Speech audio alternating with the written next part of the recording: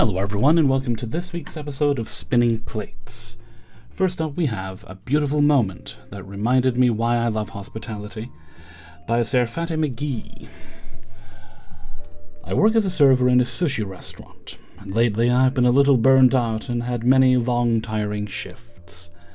But yesterday I got a glimpse of the beautiful and pure parts of this job, which honestly rekindled my spark at work.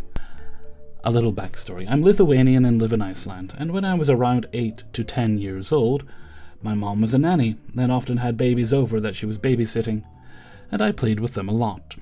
There was one which was around 1 or 2 years old. She was really nice and had this goofy nickname for me because she couldn't speak well enough to say my real name. And yesterday at work I bring food to a table where there is an older woman and her teenage daughter, probably in the range of 16 to 19. Once I sat the food down, the woman, who probably doesn't speak Icelandic well, says in Lithuanian to her daughter, "Ask him for wasabi." I instantly pick up on the Lithuanian and say, "Of course, I will bring it right over," in Lithuanian. They instantly smile and light up, and an "ooh, he understood and is Lithuanian too" kind of vibe. I bring it and say, "Here is your wasabi, enjoy," and they say, "Thank you so much," all in Lithuanian with bright smiles. For the next hour or so, while they eat, I bring food to many tables and often notice them looking at me, especially the woman. At one point, I'm working, and the woman comes up to me and says in Lithuanian, "I am so sorry for bothering you, but I couldn't help but notice. Are you perhaps—" And then she says the goofy nickname. And I'm in shock. I say, "Yes, I am." "Do you recognize me?" she asks. "Not really." "Maybe you remember my daughter," and she says her daughter's name. "Oh my god, no way, yes, I remember. Oh my god, this can't be." During this, the daughter is awkwardly standing by the sushi, smiling with her hands in her pockets, probably because she was so young that she does not remember me. Then I remember I'm in the middle of work and sort of zone back into work again, not wanting to slow things down during the rush. She picks up on it and says, "I don't want to bother you. So good to see you, but we will probably visit more often," and does a blow-kiss gesture. I blow a kiss back and tell her that it was so good to see her. I guess it really hit me because of the fact that it was 16 years ago, and I was just some kid that played with her baby daughter at the nanny's place. But the fact in itself that I was just a kind kid who was nice to her daughter and played with her, stayed with her for 16 whole years, that it made such an impact to her that 16 years later she walked to an employee who could or could not be that kid, just to ask him. For all she knew, she could have made a mistake and had a really awkward interaction. It's moments like this that make me really appreciate my job. I run into many kinds of people. I serve many kinds of people. And sometimes those people are a toddler I used to play with, all grown up now, and her mom. And I guess this showed me how important small actions can be. The kindness I showed to her daughter, she remembered that for a long time. So, fuck. I honestly should take this experience with me and be much kinder in general. Because it does make a difference. Okie dokie. Story number 2 is, help! Accidentally got a job in fine dining with near zero experience. Drowning 5 shifts in. Violet skies. Well, firstly, congratulations on your ability to interview so well. I applied for an innocuous-looking server position at a new restaurant at a small new hotel in between semesters to pay the bills. No mention of fine dining, and limited service experience was needed according to the listing. Double-check the listing. I explained that I have a year of Starbucks-style barista experience, a few months at an outdoor burger restaurant where I take orders, run food, clear tables. Somehow I got the job. Training consisted of several days of corporate monologuing about the hotel brand, then helping to unbox all the equipment and dishes that came in during the few days before service started. I got no test runs, no shadowing. Ooh, that sounds like bad management. That's what it sounds like to me. No menu tastings. We got menus and a manual a few days before opening day and talked them over for about an hour respectively. I didn't even know to expect anything else, and I seriously was wondering if I was the problem, after coming home crying my last 2 shifts, shifts 4 and 5. I just seemed to mess everything up. but I'm so overwhelmed learning literally everything in real time that I can't think straight. And the more mistakes I make, the more stressed and overwhelmed I get. Especially while skipping meals. No. You work worse if you're not properly fed. Because I haven't been getting breaks. You make sure you get those breaks. I did some separate Googling and found this subreddit, which is Tales from Your Server. I've gotten a sense that this situation is kind of absurd. It really is. It's concerning if they start someone who doesn't have relevant experience. I mean, it's not concerning that they start someone without experience, but that they do so then not be willing to train you. I mean, it sounds completely stupid, but I had no idea there were industry standards for exactly the script and sequence of actions you absolutely have to complete in fine dining. And that's why my manager seemed to think I'm an idiot for not taking extra silverware away. Like, I genuinely thought I was being nice by not taking something away they might want to use later for whatever reason.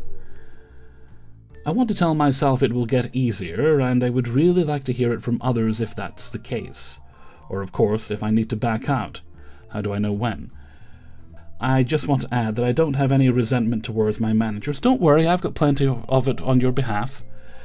I wish they hadn't brought me to the second interview, but I very much get the sense that they're in an impossible situation as well. No, they could have trained you. Update, 25th of the 6th. Thank you all so very much for the encouragement and advice. It's truly helped me to strengthen my resolve and learn how to do this.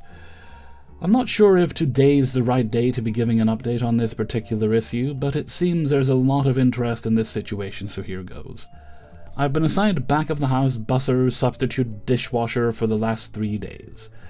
I'm not quite sure what to make of it.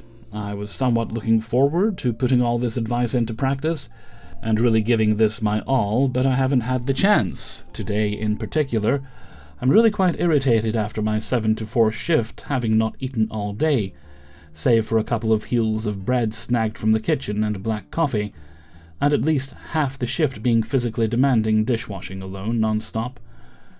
I want to give them grace, fuck 'em, having just opened. They shouldn't be opening without being prepared, but this is explicitly illegal in my country.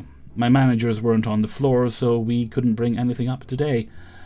I'm scheduled the next 3 days, so maybe I'll be assigned to 10 tables at a time every night. These are evening shifts coming up, and wishing I was washing dishes again. Or it will fall into place. Let's hope it's the latter. Well, any job can be learned if you have enough time and if you're given enough grace to learn. Also, someone really should be teaching you. But really just, focus on one thing that you can work on a night, and you'll get it, and then move on to the next thing once you've got that. You'll eventually get there with the details like that. But you need to take your breaks. You need to advocate for yourself if you're not getting breaks. You're legally entitled to a break depending on the number of hours you're working. And as I say, you're going to be less effective. You're going to make more mistakes if you're not being properly nourished or hydrated of an evening. And a couple of bits of bread and coffee don't count. Alright, story number 3. Am I completely off the beam, or is it my boss who's nuts? Yes. By Blue Cat 1996. Hey! Female 30 here. For more context, I'm French, and I've been a waitress for 10 years now, with some experience in kitchens too. I learned the job in Paris, where I worked in multiple places such as bars, restaurants, food trucks, caterers, even in schools.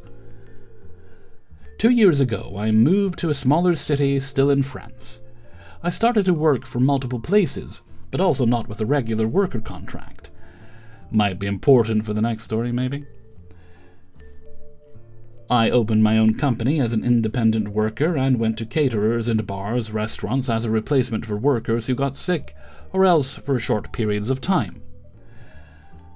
In November, for a lot of reasons, I decided to get back a regular job with regular shift hours, etc. So now I'm working for this little restaurant where the owners are driving me insane. The main owner is a 50-year-old lady, and she let her boyfriend, male 55, let's call him Carl? drive the staff. Basically, it's me, the chef, the sous chef, and the kitchen porter.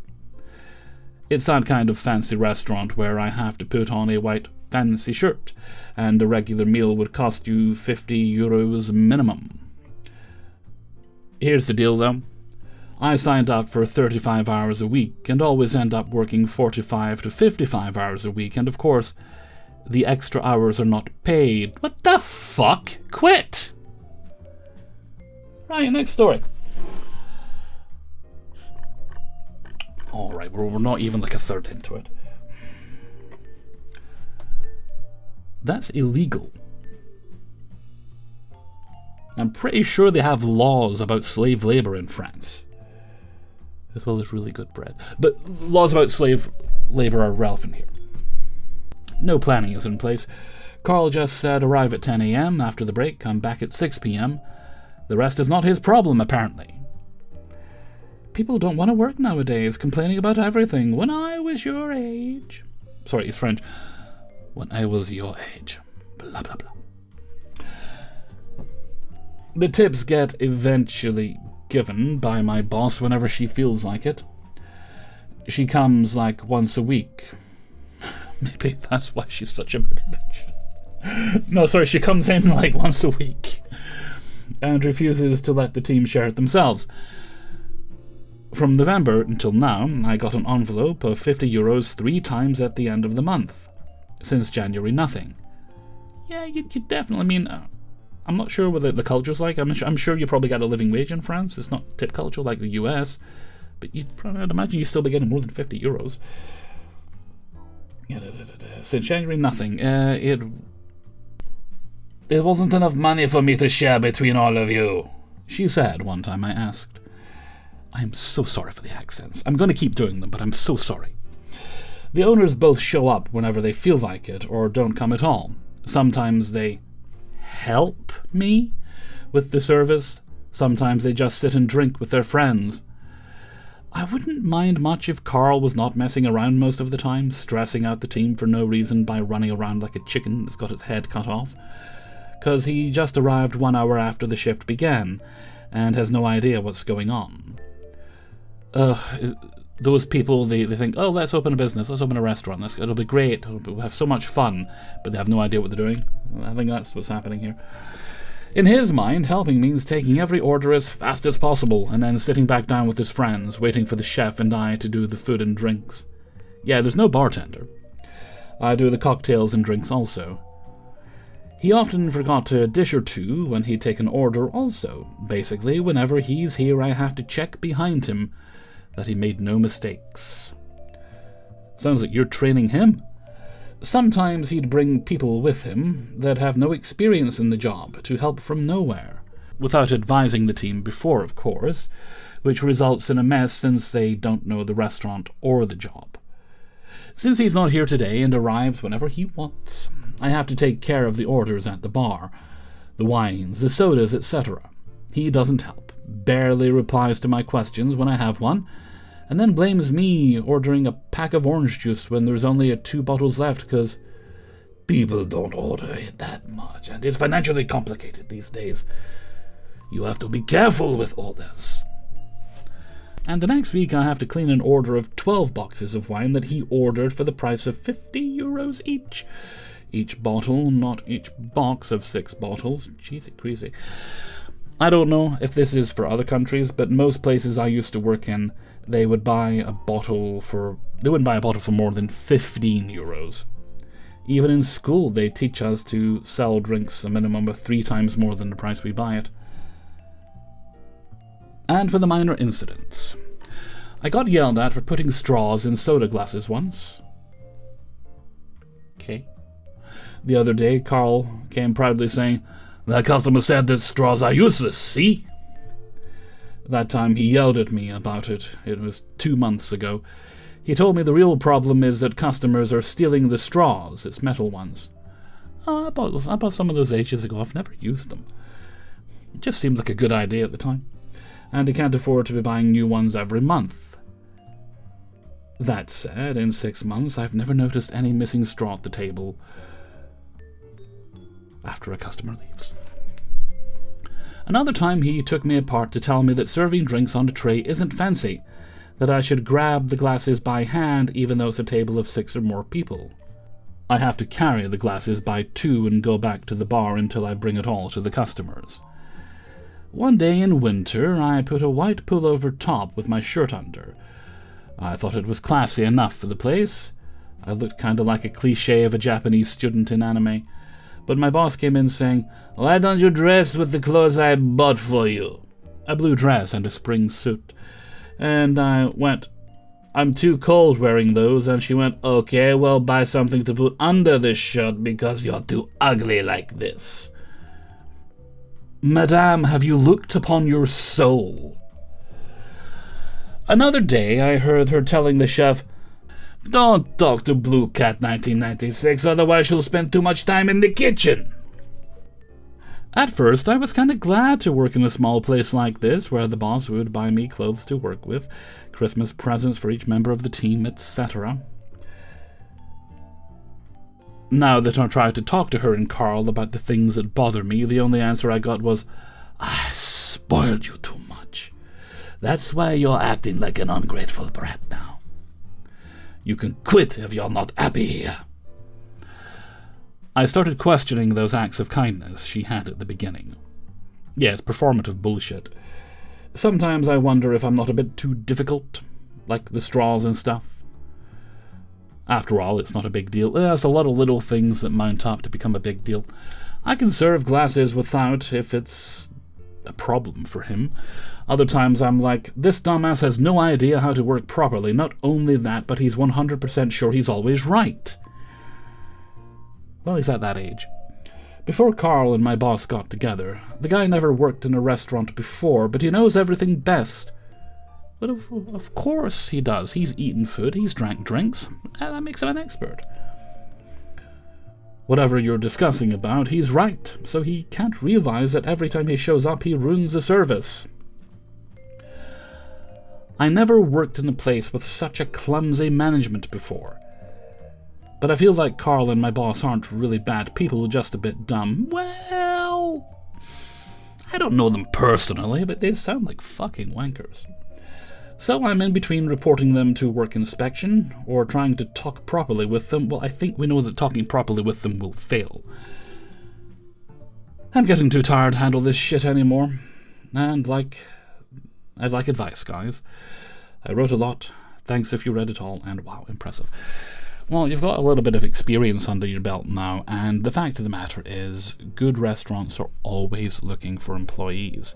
So, start sending out resumes, make sure, attend interviews if you get them, and just try out different establishments. You don't even, if you get hired at another place, you don't even have to stay there if it's not right for you.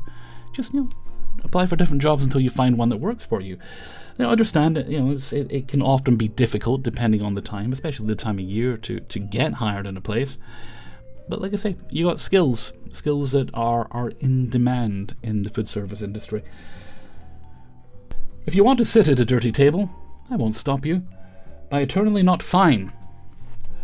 This story happened quite a while ago, but I just thought to post about it now, because why not? 2 years ago, I was working as a front host for a restaurant in my hometown. This might be needed context. My hometown was one of those extremely conservative ones, where everyone goes to church. We had 8 for a town of only 10 square meters.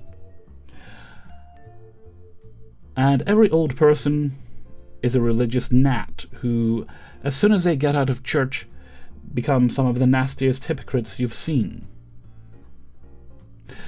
Like pretty much every restaurant ever, we have customers wait to be seated. Usually not an issue whatsoever. Well, for this guy, apparently it was. Elder, entitled man, looked to be around 50, 55. His son looked to be about 15. Came through the door. As the host, I started with my regular "Hello, sirs, will it be just 2 today?" spiel as I grabbed the menus and silverware. But rather than say anything, the man ignored me entirely and led the kid to a table by the wall. The only table that had a mess of egg and bacon on it. Being only 18 and a recent hire with not much confidence, you see, 18's the age you don't have a clue about how the world works. So you should have that unfounded confidence that people your age have. You should try and work on that. You can achieve wonders if you don't know the rules. I followed him to the table and gently tried to explain, "Oh, sir, we need you to sit over here, actually. This table hasn't been cleaned yet." The bastard didn't say anything, only pointed at the mess and just stared at me angrily. Confused, I stared back. He pointed harder at the mess and just looked at me. I said, okay, I guess, and went to fetch my co-worker. I told her about the man, how he was acting, and said, "I'm not quite sure what to do here." Oh, but she did. She marched over and yelled at him to not disrespect staff that way, and that he needed to either move tables or leave. The father and kid begrudgingly moved to the table she was beckoning them to. After they ate, of course, left no tip. Shocker! The really funny part was him trying to make a complaint about me and being told that, unfortunately, that's not a valid reason to file.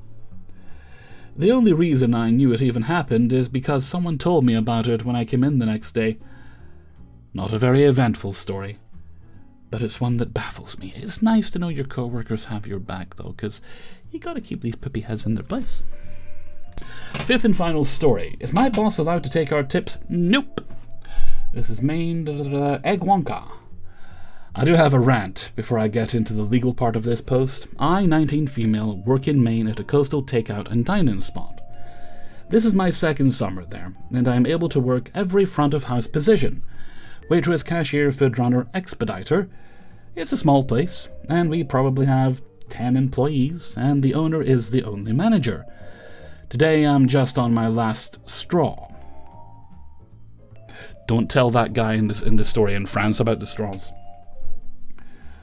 I called out because I have a stomach virus, and you shouldn't be working around food when you do, so good call. I woke up with it in the middle of the night, and I still feel terrible about 8 hours later. My boss, 60, male ex-cop, ex-corrections officer, a man who knows all, yells at me over the phone saying, "I just had 2 days off in a row. I had one, and I'm screwing him over on a Friday." I suspect Sir has not been screwed for quite some time with that attitude. "It's not my fault you only scheduled 4 people to run the entire restaurant today. I just cried and said I was sorry." No, I understand it's how you've been raised, but don't apologize to people who are being unreasonable. No. Apologize to yourself for that apology. He was stealing tips from us until last week. Well, you see, he was a cop. They call it civil asset forfeiture. It's probably a habit he's having a bit of a hard time breaking. He actually could still be stealing them. We are not allowed to put them in the computer or see how much we've made. Oh, sweetheart, this is so fucking illegal. At the takeout window, employees get paid around $19 an hour. I mean, people in the comments give you more detailed advice from having worked in the industry, so listen to what they're saying. We use Toast. It's the computer system. When we take orders, we take all of them, and under his Toast account and name. You should each have your own, definitely. We have a cash tip jar, and when you pay with a credit card, we ask for a signature or a receipt. The receipt also has a tip and total section that people need to fill out. If I had to guess, we make around $900 to $1,100 a week of credit card tips at the window. They all get closed out under the owner/boss's account. None of us have ever seen any of it. Last year he said it would come as a bonus at the end of the year. Nope.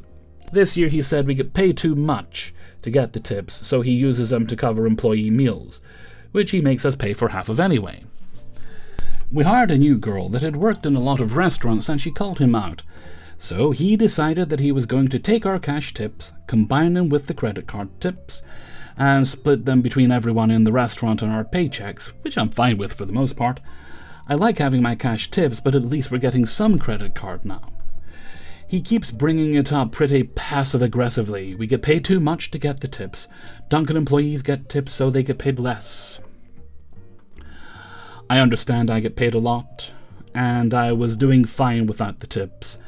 But it's just the principle of asking people for tips when they're not going to me. or anyone in the restaurant, well, apart from the boss. I just feel like I'm scamming people. I guess my question is, am I entitled to these tips? You're entitled to them. The boss isn't. Like, on a purely legal level, the boss just isn't. For clarity, when you waitress, we only have one waitress on per day. He does let you keep all of your tips, no tip outs, and we get paid mains server wage. There has never been any trouble with this. He's fairly fair about this aspect. Well, it's not a matter of what he's fair about, it's about what he's being unfair about. And yeah, he is... he needs to be audited, is what he needs. Yeah, but no, that's your money. If the tips are left for you, they should go to you, or they should go in a tip pool to be split among staff, if that's a system that was, acceptable to the people working there. But no, that's your money. He is quite literally stealing from you. Fuck that guy. Okay, that brings us to the end of today's video. Big thanks to everyone who allowed me to use their stories. If you'd like to support the channel, you can sign up for my Patreon page, which is linked down in the description. We do pay what you feel, so whatever you think is appropriate. I mean, you have to pay something if you want early access to all the videos at once on Monday. But if you don't, they got one a day, like they usually do anyway. There's also my merchandise store, which is over on Teespring. There's also my Discord server, if you're into that sort of thing, as well as my Threads account, and my email is kingofthecities@gmail.com if you'd like to send in a story, you have a shout-out request, or you have any business-related inquiries.